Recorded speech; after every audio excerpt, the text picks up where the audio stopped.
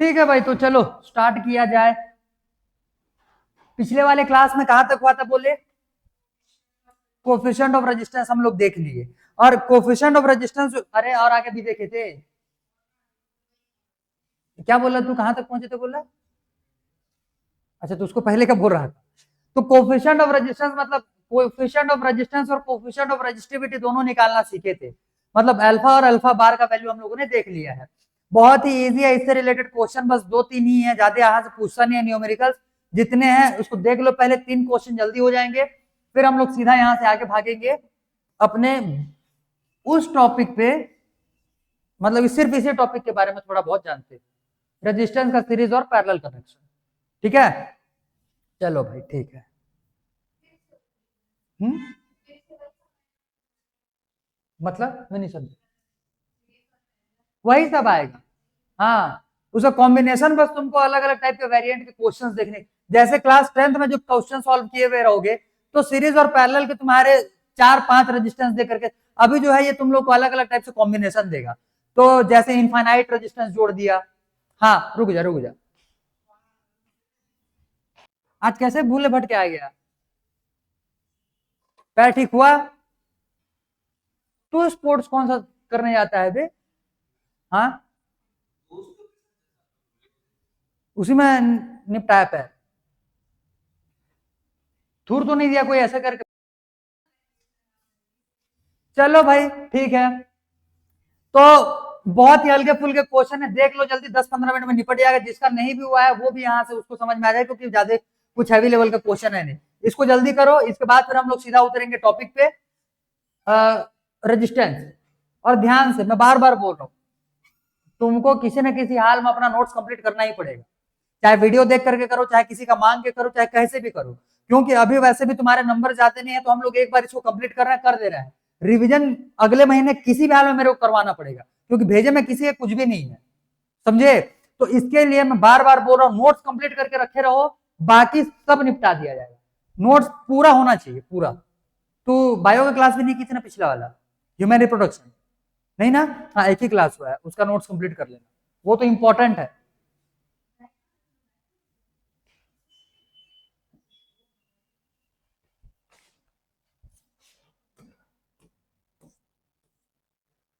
चलो भाई ठीक है। यहां तक के क्वेश्चन हम लोगों ने पिछले में किया हुआ। कोई थे कि नहीं थे? जिंदा थे उस टाइम पे? अरे यही हुआ था पिछले में। ये वाले क्वेश्चन में मैं बोला था इन दोनों क्वेश्चन को, ये डिस्चार्ज ट्यूब वाला था, एनपी और एनई दोनों साथ में लेकर के बनाने के लिए बोले थे। इसके पहले का एक नहीं, तीन क्वेश्चन, तीनों ही मैंने तुमको बनाने के लिए बोला था। मैंने यहां तक के क्वेश्चन तक बताया था। स्ट्रेस्ड वाला देख। अच्छा, नहीं भेजे हैं क्या इसको अभी तक? हाँ ठीक है, इसको भेज देंगे। तो ये स्ट्रेस्ड वाला एक क्वेश्चन था। एक एनईएनपी वाला क्वेश्चन, मतलब डिस्चार्ज ट्यूब का एक फॉर्मूला लिखवाया गया था, ये उससे रिलेटेड क्वेश्चन है। और ये डायरेक्ट फॉर्मूले का क्वेश्चन है। ठीक है, तो ये तीन क्वेश्चन तुम्हारे लिए होमवर्क थे। अब नहीं भेजे हैं तो इसको आज मैं भेज दूंगा, ये तीनों को निपटा लेना। नहीं बनेगा, नेक्स्ट क्लास में इसको डिस्कस करेंगे। नेक्स्ट यहां से देखो, पहले दिख रहा है कि नहीं दिख रहा है? क्वेश्चन पढ़ो तो। दिख रहा है? चलो, क्वेश्चन बोल रहा है conductor rail has a cross section of 15 centimetre square. ठीक है भाई, एंड रेजिस्टिविटी ऑफ गिवन दिया है एट 0 डिग्री सेल्सियस। ठीक है, if the temperature coefficient of the resistance of the material of the conductor is 0.005 degree Celsius inverse, उसका उसका unit होता है, क्लियर, केल्विन इनवर्स हो या फिर डिग्री सेल्सियस इनवर्स। तो मोस्टली तुमको डिग्री सेल्सियस इनवर्स देखने के लिए मिलने वाला है। कैलकुलेट द रेजिस्टेंस पर किलोमीटर, लेंथ भी दे दिया यहाँ पे पर किलोमीटर। देखो बहुत सारी चीजें क्वेश्चन में हिडन रहता है, मैं पहले ही बता रहा हूँ। क्वेश्चन में कहीं पे भी तुमको लेंथ नहीं दिखेगा, लेकिन यहाँ पे जो पर किलोमीटर लिख दिया है यही तुम्हारा लेंथ हो जाएगा। मतलब लेंथ कितने का आ जाएगा यहाँ पे? 1 किलोमीटर का। आया बात समझ में इतना? ठीक है भाई, तो पहले तो क्वेश्चन में क्या क्या दिया हुआ है इन सबको पहले ठोक लो। आखिरी में पूछा गया कैलकुलेट इट्स रेजिस्टेंस पर kilometre when the temperature is 50 degree Celsius. ठीक, देखो बहुत ही इजी सा क्वेश्चन, पहले दिया क्या क्या लिखते चलो। क्रॉस सेक्शन एरिया मतलब ए का वैल्यू कितना है?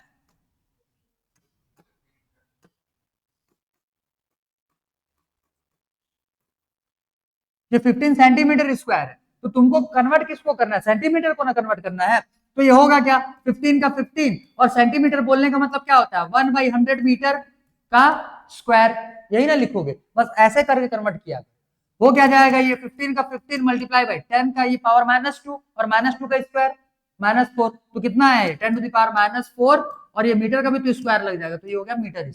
Simple, clear. तो ए का वैल्यू आ गया भाई। उसके बाद रजिस्टिविटी बोल रहा है, मतलब रो का वैल्यू गिवन है, कितना है 7.6 multiply by 10 to the power -8 ohm metre, ये दे दिया। टेम्परेचर वो दिया है T1 दिया हुआ है, मतलब टी इनिशियल, तो टी इनिशियल का वैल्यू गिवन है यहाँ से 0 डिग्री सेल्सियस, और पहुंचाना कहां तक है, टी फाइनल का वैल्यू गिवन है यहाँ से 50 डिग्री सेल्सियस। यहां तक में किसी को दुख तकलीफ हो तो बताओ, नहीं। अब बताओ आगे और किसका वैल्यू गिवन है, कोफिशिएंट दिया हुआ है, कोफिशिएंट ऑफ रेजिस्टेंस, इसका तो वैल्यू हम लोगों ने निकाला था, मतलब अल्फा का वैल्यू गिवन है, अल्फा इज इक्वल टू कितना दिया हुआ है 0.005 डिग्री सेल्सियस इनवर्स। यहां तक समझ में आ गया। अब मेरे को बताओ, कैलकुलेट द रेजिस्टेंस पर किलो, अच्छा लेंथ भी तो लिख लो, लेंथ इज इक्वल टू दिया है 1 किलोमीटर का, मतलब 1 किलोमीटर मतलब मीटर में लेना है ना हमको, कितना हो जाएगा 10 to the power 3 metre, 1000 metre मतलब 10 टू द पावर 3 मीटर हो गया। इतने में कोई डाउट है? अब मेरे को बताओ थोड़ा बुद्धि लगा करके कि क्वेश्चन में क्या पूछा है, कौन सा फाइनल रेजिस्टेंस पूछा है। हमारे पास फॉर्मूला क्या था, R equals to R not bracket में 1 प्लस अल्फा डेल टी। अरे यही था ना, जिसको समझ में नहीं आया रट लो फॉर्मूला, एग्जाम में लिखोगे क्या, फॉर्मूला याद नहीं रहेगा तो। हमारे पास फॉर्मूला क्या है, R equals to R not 1 plus delta sorry alpha 1 plus alpha del T, ये आया था। डेल टी का वैल्यू तुमको मिलेगा यहां से, बात समझे, डेल टी का वैल्यू मिलेगा यहां से। अब डेल टी का वैल्यू तो तुम्हारा T final minus T initial करके यहां से निकाल लेते हैं। डेल टी इक्वल टू ये हो जाएगा 50 माइनस 0, मतलब कि हो गया 50 डिग्री सेल्सियस। ये तो हो गया डेल टी का वैल्यू। अब हमारे पास हमको निकालना है आर का वैल्यू, लेकिन हमको रिक्वायर होगा कौन सा वैल्यू का, आर नॉट का। आर नॉट बोलने का मतलब इनिशियल रेजिस्टेंस, और इनिशियल रेजिस्टेंस कौन से टेम्परेचर पे मिल रहा है, देखो तो 0 डिग्री सेल्सियस पे मिलेगा। तो 0 डिग्री सेल्सियस पे इसका इनिशियल रेजिस्टेंस आर नॉट का वैल्यू निकालना है, तो R naught is equal to rho L by A, यही होता है फॉर्मूला। रो का वैल्यू है, एल का वैल्यू है, ए का वैल्यू है। रो का वैल्यू कितना दिया है, कुछ दिया है, दिया है 7.6 इंटू 10 टू द पावर -8, तो ये हो जाएगा 7.6 multiply by 10 to the power -8, और एल लेंथ कितना किलोमीटर, 1 किलोमीटर मतलब 10 टू द पावर 3 मीटर, और डिवाइड बाई एरिया कितना आया भाई 15 multiply by 10 to the power -4, 15 multiply by 10 to the power -4, ये सारा कुछ वैल्यू मिल गया तुमको। इतना समझ में आया? बस आर नॉट के जगह पे ये वैल्यू रखो, अल्फा के जगह पे वैल्यू यहाँ पे गिवन है, और क्या क्या डेल टी का भी वैल्यू निकाल दिया 50 डिग्री सेल्सियस।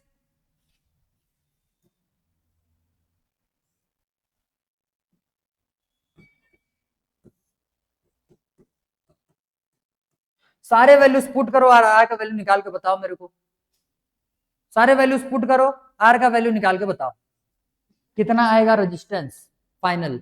ये रेजिस्टेंस का वैल्यू तो यहीं से निकाल लोगे, ये तो इजी है।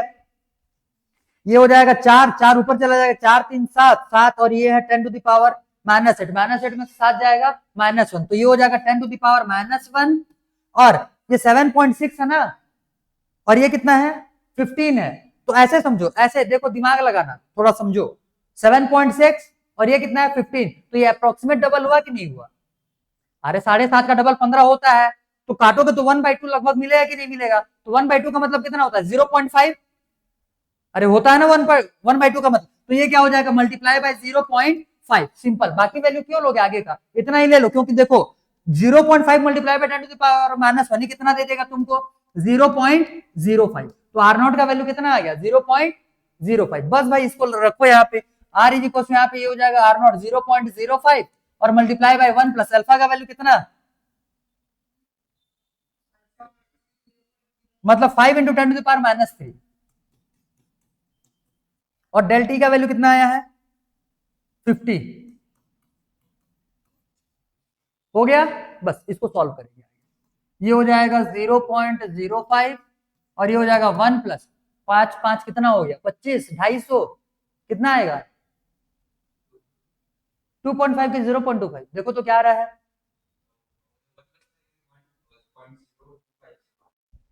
1.025 1.25 1.025 जीरो थोड़ी आएगा भाई 5 25 ये 250 तो यही हो गया और पॉइंट हटाओगे तो 0.25 आ रहा है ना तो 0.25 प्लस 1 ये कितना आ जाएगा 0.25 प्लस 1 ये 1.25 और मल्टीप्लाई बाय 0.5 करो 0.5 मल्टीप्लाई बाय 1.25 125 पंजे कितना होता है 250 और 250 500 625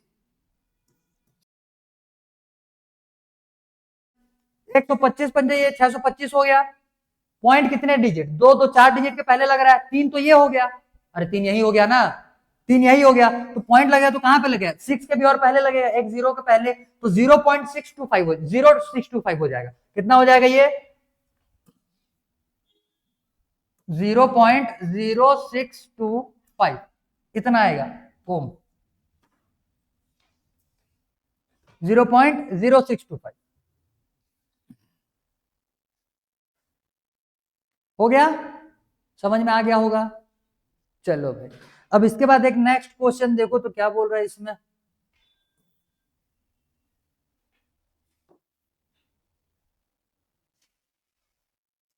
अच्छा वेट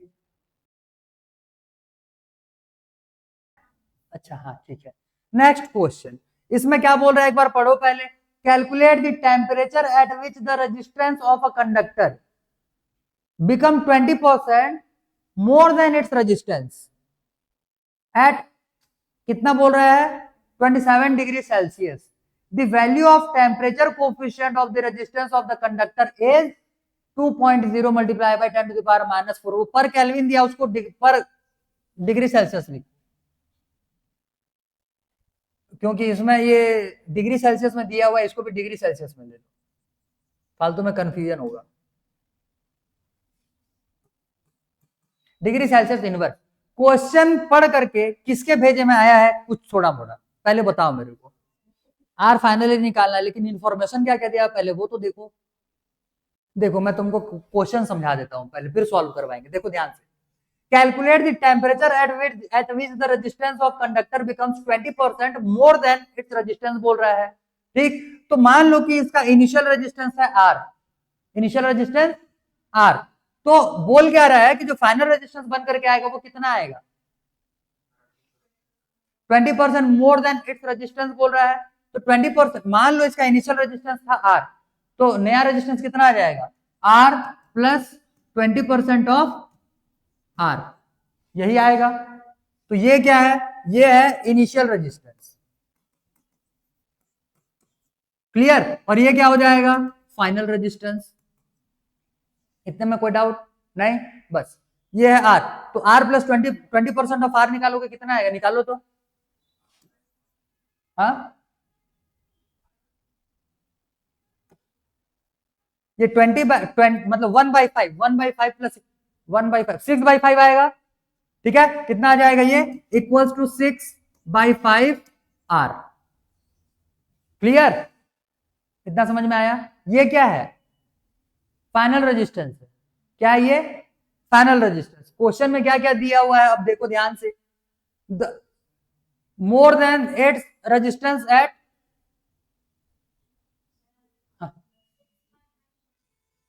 अच्छा ये है आर यहां पे भी आर अच्छा इसको एक बार लिख देता हूं आर प्लस ये हो जाएगा 20 डिवाइड बाई 100 और ये हो जाएगा आर ठीक 20 1 जा 20 5 जा तो ये क्या आया आर प्लस आर बाई 5 आया एलसीएम निकालेगी तो कितना हो जाएगा समझ अब बना लेगी ठीक है चलो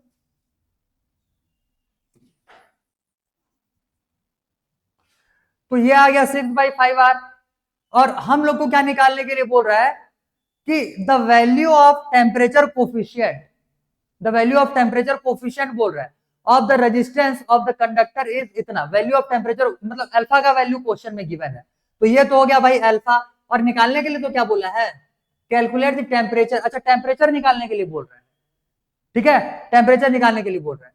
तो ठीक है भाई, फॉर्मूला हमारे पास क्या है, आर इज इक्वल्स टू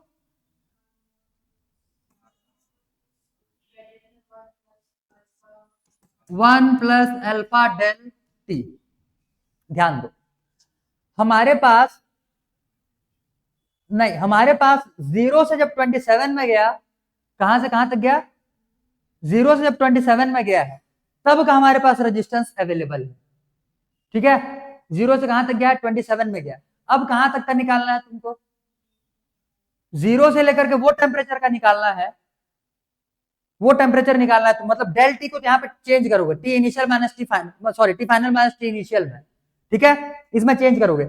और टी फाइनल का वैल्यू तुमको फाइंड आउट करना है, बाकी सारे वैल्यूज क्वेश्चन में ही गिवन है, सारे वैल्यूज ला करके ठूसो यहाँ पे और निकाल करके बताओ मेरे को। चलो देखो,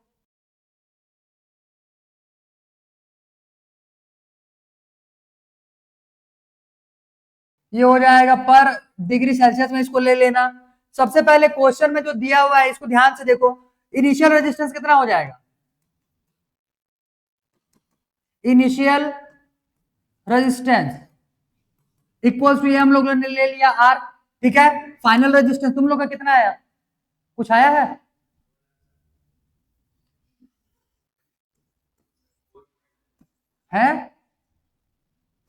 एक 1000 आएगा पैदल लो, हाँ 1000 आएगा, और उसमें से जब इधर से 27 को ले जाकर के ऐड करोगे तो वो 1027 आएगा, पता नहीं क्या। फाइनल रेजिस्टेंस इक्वल्स टू, ये कितना हो जाएगा, पुराने रेजिस्टेंस का मतलब इनिशियल रेजिस्टेंस से ये कितना परसेंट ज्यादा है, 20% ज्यादा है, तो ये क्या हो जाएगा, R plus 20% of R. Direct लिख दे रहा हूं, 6/5 यही आया हुआ था। बस अब सारे वैल्यूज ला करके यहाँ पे रखेंगे। एक चीज और लिख लेते हैं, इनिशियल टेम्परेचर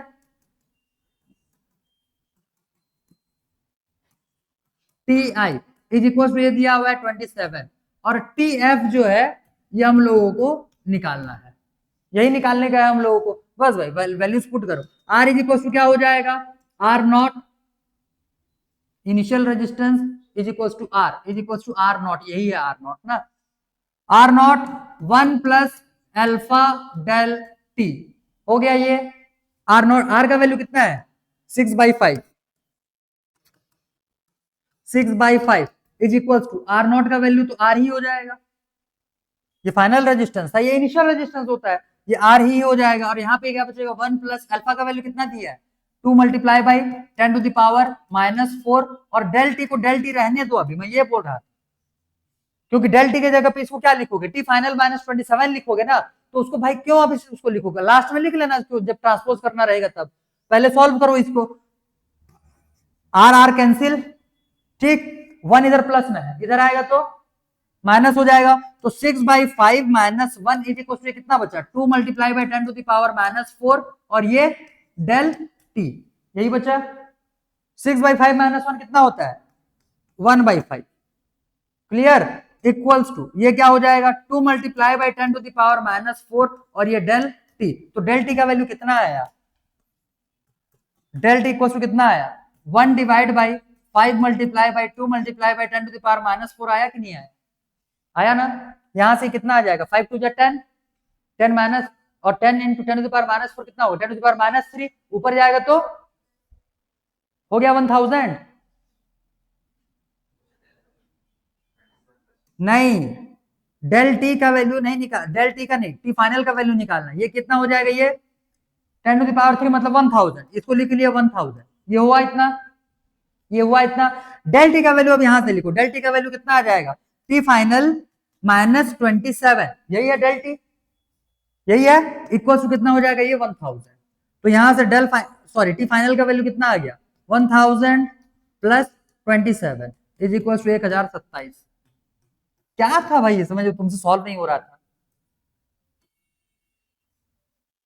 क्या था इसमें सॉल्व नहीं हो रहा था, कहां पे सत्यानाश किए थे।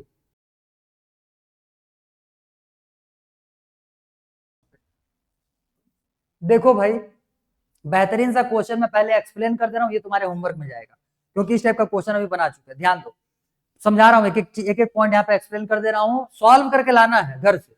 जब तक घर में बैठ करके एक आध क्वेश्चन नहीं बनाओगे यही हाल होने वाला रहेगा, और साल भर पूरा ऐसे ही हर एक दो क्वेश्चन में फिर रुकते हुए आगे बढ़ोगे।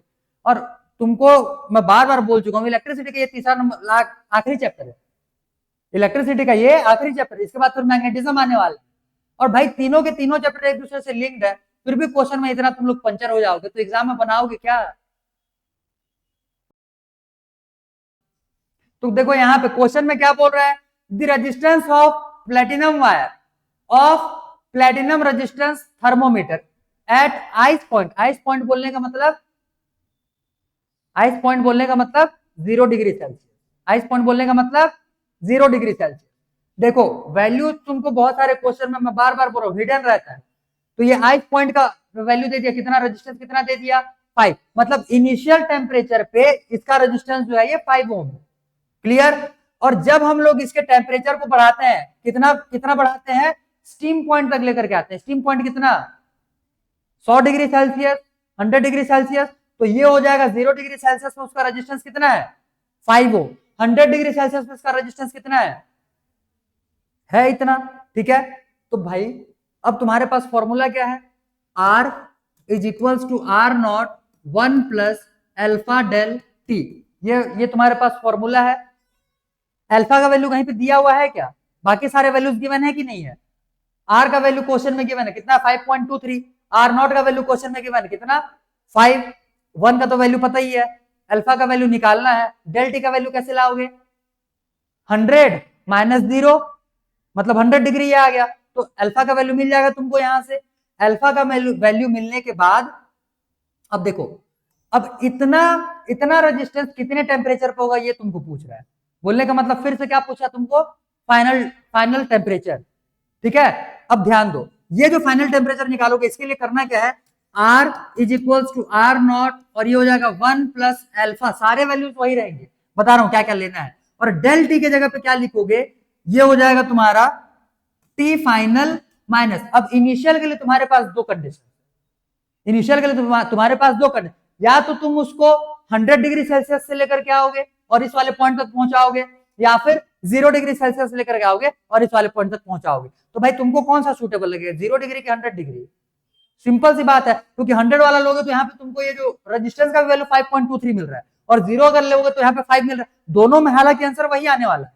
ठीक है, लेकिन तुम्हारे सूटेबिलिटी के हिसाब से तुमको ज्यादा इजी पड़ेगा, 0 डिग्री ले लो। अब ध्यान दो, अब इसका फाइनल रेजिस्टेंस कितना लोगे दूसरे बार में, ये 5.793, इनिशियल रेजिस्टेंस कितना लोगे 5, अगर 0 डिग्री ले तो 5, 100 डिग्री लिए तो ये वाले वैल्यू लेना है। अल्फा का वैल्यू यहां से निकाले रहोगे, डेल टी का वैल्यू समझ में आ जाएगा कितना, टी फाइनल माइनस 0, और टी फाइनल का वैल्यू निकालना है यहां से। किसको समझ में नहीं आया, आ गया तो बन जाएगा ना ये क्वेश्चन। देखो भाई बता दिए, पहले एक बार सेम फॉर्मूला यूज करना है और अल्फा का वैल्यू निकालना है, दूसरे बार फिर सेम फॉर्मूला यूज करना है और टी फाइनल का वैल्यू निकालना है। क्लियर? क्लियर, बस इतने इतने न्यूमेरिकल्स, इससे ज्यादा और है नहीं। अगर एग्जाम में पूछा भी गया तो तुमको इतने ही सारे क्वेश्चन पूछ सकते हैं। ये क्वेश्चन एनसीईआरटी का मैं पहले ही बता रहा हूँ, बाकी जो दो क्वेश्चन था वो दुनिया पता नहीं ब्रह्मांड के कौन से कोने से लाया था मैं, वो मेरे को भी याद नहीं है। बाकी ये क्वेश्चन तुम्हारे एनसीईआरटी का है, तो बाकी दोनों क्वेश्चन चाहे समझ में आया ना, ये तो तुमको किसी भी हाल में बनाना पड़ेगा। क्लियर? बोर्ड जो है वो भले ही बाहर के क्वेश्चन ना दे, लेकिन भाई अगर न्यूमेरिकल देगा तो ज्यादा चांसेस रहता है एनसीईआरटी का ही ठोके। समझे? हालांकि इसमें से जो तुमको बाकी दो क्वेश्चंस बताए थे उनमें से भी एक क्वेश्चन किसी ना किसी एग्जाम्स में आ चुका है। क्लियर? और बाकी एक क्वेश्चन तुम्हारे कॉन्सेप्ट बिल्ड करने के, सिंपल। तो ये हो गया तुम्हारे सारे न्यूमेरिकल। इतने में किसी के भेजे में अगर कुछ ना आया हो तो पूछ लो, इजी है, डायरेक्ट फॉर्मूला यूज किए हुए और ज्यादा तो कुछ इस पे हैवी था नहीं। ठीक है, तो क्वेश्चंस इजी आते हैं। फिजिक्स के क्वेश्चन बोलने का मतलब, देखो मैं पहले ही बता रहा, केमिस्ट्री का क्वेश्चन डायरेक्ट दिया जाता है, बहुत ज्यादा घुमा फिरा के उसमें होता नहीं है, इसीलिए केमिस्ट्री में सभी के मार्क्स बढ़िया आए, क्योंकि कॉन्फिडेंट रहते हैं भाई, फॉर्मूला जिसको याद रहेगा क्वेश्चन में गिवन वैल्यूज देख करके फॉर्मूला यूज करेगा और भाई सॉल्यूशन निकाल देना है उसमें। और वैसे भी फिजिक्स के केमिस्ट्री के क्वेश्चन में बहुत ज्यादा कॉन्सेप्चुअल पार्ट आते नहीं, बहुत ज्यादा फैक्चुअल चीजें रहने वाला होता है, डायरेक्ट फॉर्मूला यूज करना है और कुछ कुछ वैल्यूज तुमको याद रहेंगे तो सारे केमिस्ट्री के न्यूमेरिकल्स कंप्लीट हो जाएंगे। ऊपर से बहुत ज्यादा न्यूमेरिकल्स रहते नहीं है वहां पे। अभी ये स्टार्टिंग के फिजिकल केमिस्ट्री में ही तुमको खाली न्यूमेरिकल्स देखने के लिए मिलते हैं, बाकी इनऑर्गेनिक और ऑर्गेनिक में कहां से पाओगे न्यूमेरिकल्स। क्लियर। तो केमिस्ट्री के लिए ज्यादा रिस्पॉन्सिबल फैक्टर जो तुम्हारे मार्क्स को बढ़ाने के लिए होता है वो होता है तुम्हारा ऑर्गेनिक केमिस्ट्री। ठीक है, तो ये समझ में आ गया रहेगा, ये क्वेश्चन भी बन जाना चाहिए। अब स्किप करें इसको। क्लियर। ठीक है, तो अब हम लोग तुम्हारे बहुत ही इजी टाइप के टॉपिक पे उतरते हैं और सीधा हम लोग देखेंगे इफेक्टिव या फिर लिखो इफेक्टिव या फिर equivalent resistance of combination of resistors.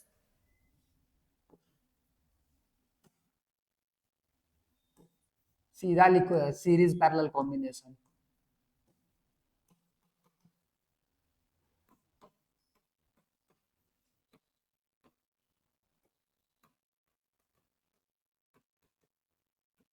Series parallel combination सीधा।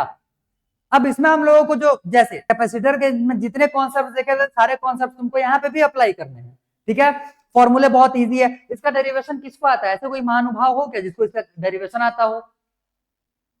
रेजिस्टेंस का डेरिवेशन क्लास 10 पैदल लोग क्लास 10 में करवाए रहेंगे, जहां पे भी पढ़े हुए रहोगे क्लास 10 में करवाए रहेंगे पक्का। और मैं तो यहाँ पे जितने थे उनको तो मैं करवाया ही था, तो किसको याद है। नहीं नहीं, चलो भाई ठीक है। देखो हाँ भाई देखो, पहले नंबर पे हम लोग क्या देखेंगे इस पे, सीरीज कॉम्बिनेशन।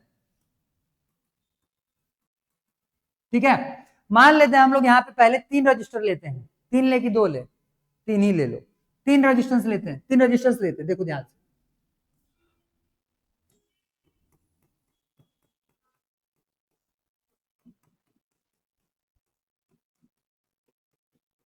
ये हो गया ये, और इन तीनों को हम लोगों ने कनेक्ट कर दिया बैटरी से। ये तीनों कैसे चले गए, सीरीज में। ठीक है, हम लोग जब भी देखो न्यूमेरिकल जब भी आएगा तुम्हारे स्कूल सॉरी एग्जाम में, ऐसे कॉम्बिनेशन तुम्हारा कुछ भी दिया, सीरीज दे दे पैरेलल दे, दोनों का कॉम्बिनेशन दे, कैसे भी दे, इसको तुमको इक्वेट करना है एक सिंगल रजिस्टर से, यस सॉरी सिंगल रजिस्टर से। ये ठीक है, इसको हम लोग बोलते हैं आर ई। ये हो जाएगा यहां से R1 R2 और R3, इन तीनों के सीरीज कॉम्बिनेशन का ये इक्विवेलेंट रेजिस्टेंस है। ठीक है, मतलब ये रजिस्टर जो है इक्विवेलेंट रजिस्टर हो जाएगा और ये उतना ही रेजिस्टेंस अप्लाई करेगा जितना ये तीनों मिल करके दे रहे होंगे सीरीज कॉम्बिनेशन में। तो इसको हम लोग इफेक्टिव रेजिस्टेंस भी बोलते हैं और इक्विवेलेंट रेजिस्टेंस भी बोलते हैं। ठीक है, दोनों में से जो लिखना चाहो लिख सकते हो, ये तुमको लिखना है और वैल्यू हमको इसी का फाइंड आउट करना होता है। अब देखो यहां से जब हम लोग को इक्विवेलेंट या फिर इफेक्टिव रेजिस्टेंस निकालना है, चल मेरे को बता दो तू, इसमें मेरे को बोल, जैसे अगर मैं यहां से एक पोटेंशियल क्रिएट करता हूं V, अब बैटरी लगाया तो भाई पोटेंशियल बनेगा उसमें से, और जब बैटरी लगाया है तो ये इलेक्ट्रिक करंट के भी फ्लो, एक इलेक्ट्रिक करंट भी फ्लो करवाएगा। अब मेरे को बताओ तीनों ही रेजिस्टेंस से या तीनों ही रजिस्टर से, ठीक है, सेम अमाउंट पे इलेक्ट्रिक करंट पास होगा या सेम अमाउंट का पोटेंशियल लग रहा होगा या दोनों इक्वल होगा। ध्यान दो, अरे पैदल लो, टर्मिनल अगर अलग अलग रहता तो पोटेंशियल चेंज ही हो जाएगा, सिंपल सी बात है। तो तीनों ही रेजिस्टेंस के तुमको टर्मिनल इक्वल दिख रहा है क्या, टर्मिनल्स डिफरेंट है ना। और मैंने तुमको इसी बेसिस पे याद रखने के लिए बोला था, एक चीज याद रखना है, टर्मिनल चेंज तो पोटेंशियल चेंज। देखो इसके जो टर्मिनल्स हैं ये पॉइंट ए और बी ले लिए, ठीक, इसका टर्मिनल क्या हो जाएगा पॉइंट बी और पॉइंट सी हो जाएगा, इसका टर्मिनल क्या हो जाएगा पॉइंट सी और पॉइंट डी हो। तो भाई टर्मिनल चेंज हुए कि नहीं हुए, तीनों के ही जो टर्मिनल्स हैं ये अलग अलग हो जाएंगे। तो टर्मिनल चेंज मतलब पोटेंशियल डिफरेंस चेंज, और वायर चेंज नहीं हुआ है, एक सिंगल वायर में तीनों कनेक्टेड है। तो एक सिंगल वायर में अगर कोई सा चीज कनेक्टेड रहेगा तो सेम अमाउंट के इलेक्ट्रिक करंट फ्लो होंगे। तो बोलने का मतलब यहाँ का करंट कितना आई, यहाँ का करंट कितना आई, यहाँ का करंट कितना आई, आया इतना समझ में।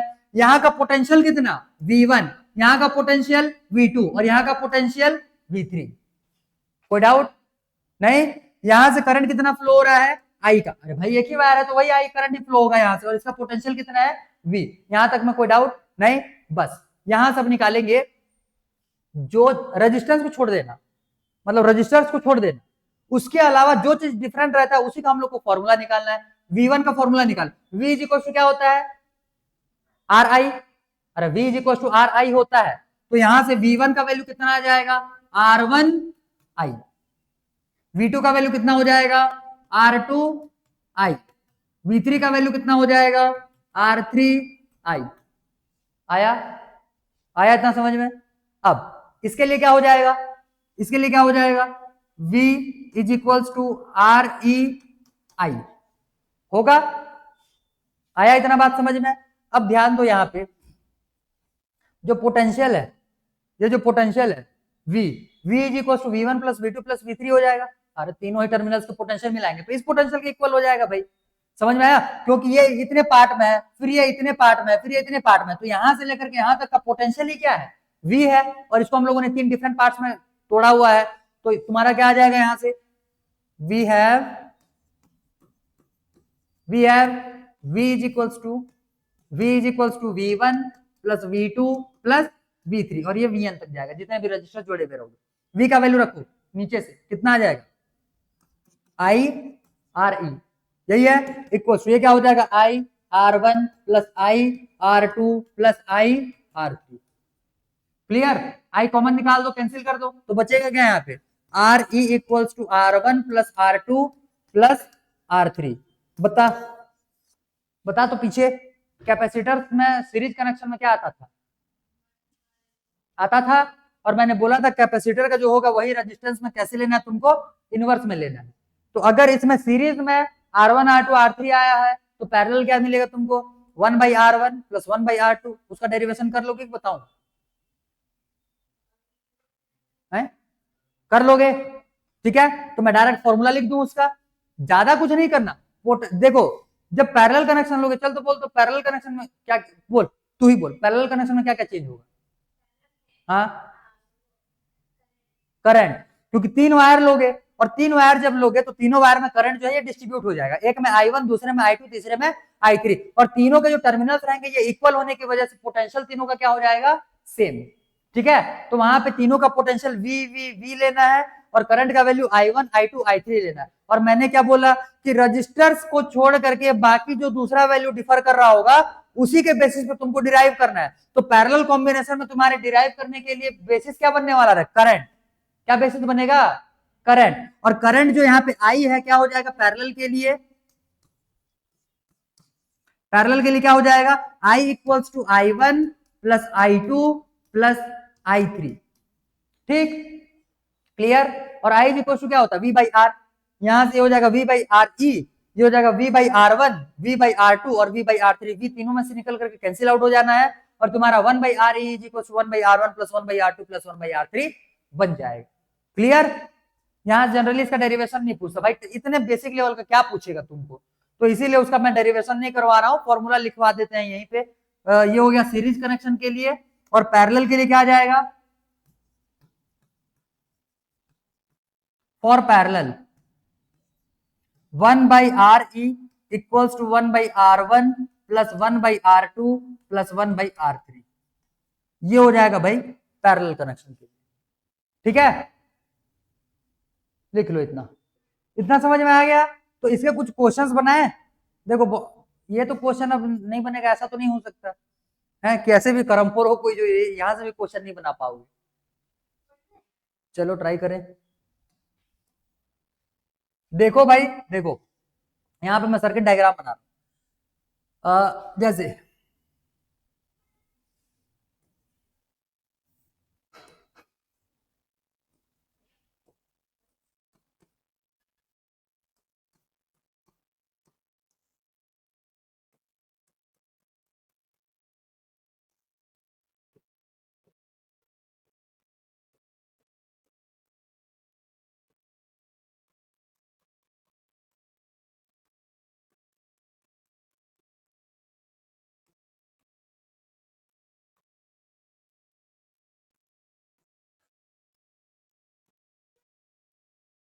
चलो ये हो गया पहला कनेक्शन। दूसरा देखो,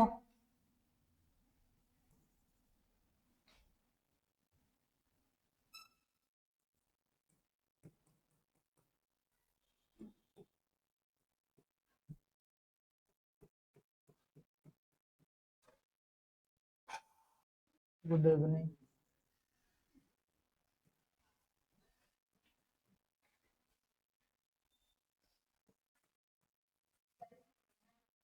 इसमें 2-4 बार मेरा नाम लिख दे पैदल। इक्विवेलेंट रेजिस्टेंस निकालना है सभी में, लिखे है ना 2 ओम 2 ओम 2 ओम करके, तब मैं इक्विवेलेंट रेजिस्टेंस निकालू है। हाँ हाँ करो करो, तब हो पाएगा जल्दी।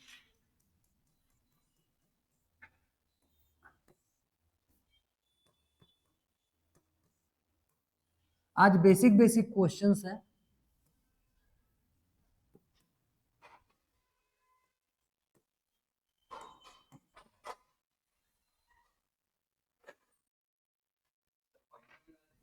देखो देखो कंफ्यूजन कहाँ पे होता है और मिस्टेक कहाँ पे करते हो, मैं अभी से बता रहा हूं उसको, और फिर भी देखते रहना। अभी हम लोग जितना भी रजिस्टर का क्वेश्चन बनाने वाले रहेंगे, आधे से ज्यादा क्वेश्चन में सेम मिस्टेक फिर दोहराओगे।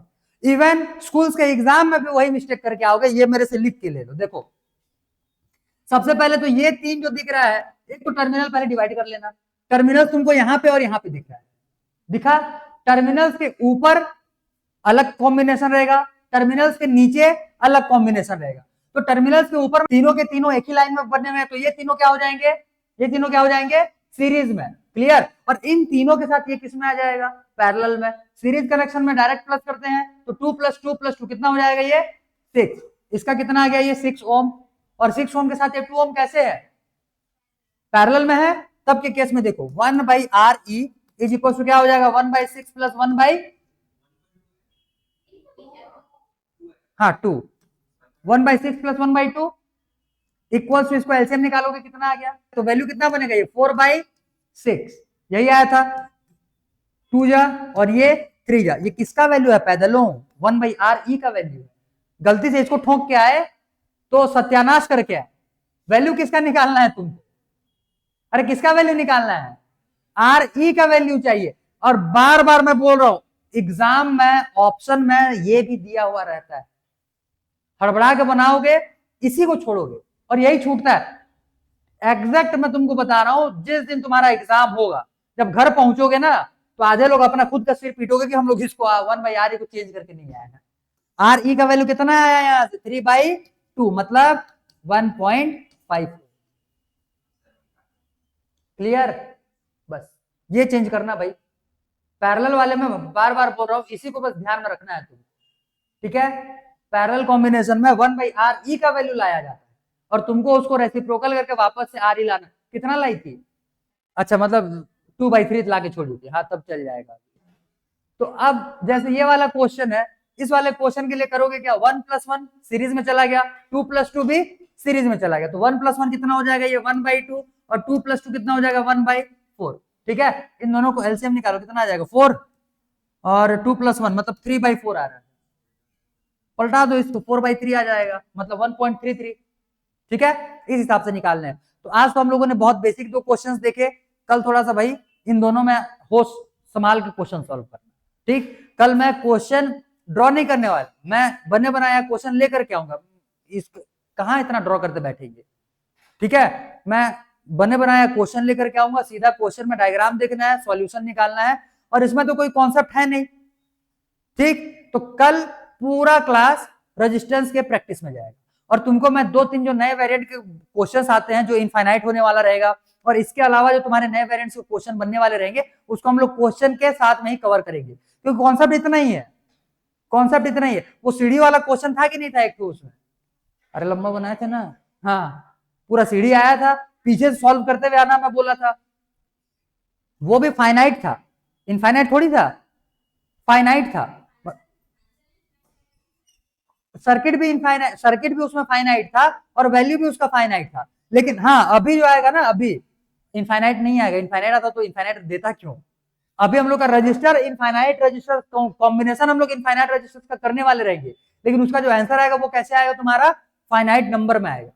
क्लियर, फाइनाइट नंबर में आएगा। ठीक है, ठीक है, बस भाई इतने को भेजे हुए बिठा करके रखना कल, और सॉल्यूशन का प्रोसेस उल्टा पुल्टा मत करना। कल बनाते हैं बाकी क्वेश्चन, चलो।